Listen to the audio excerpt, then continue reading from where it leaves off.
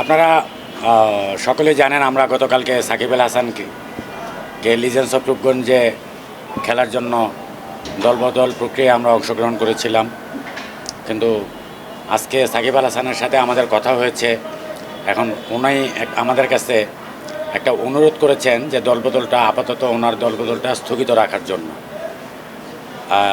আমরা সিসিটিএমকে চিঠি দিয়ে জানিয়ে দিয়েছি সাকিব আল হাসানের প্রতি সম্পূর্ণ সম্মান বজায় রেখে তার যে আবেদনটা আছে সেই আবেদনটা আমরা আমাদের ক্লাব থেকে সিসিটিএমকে আমরা জানিয়ে দিয়েছি। উনি বলেছেন উনি যখনই দেশে আসতে পারবেন, এই আপনারা জানেন তার বর্তমানে উনি দেশে আসতে পারতেছেন না।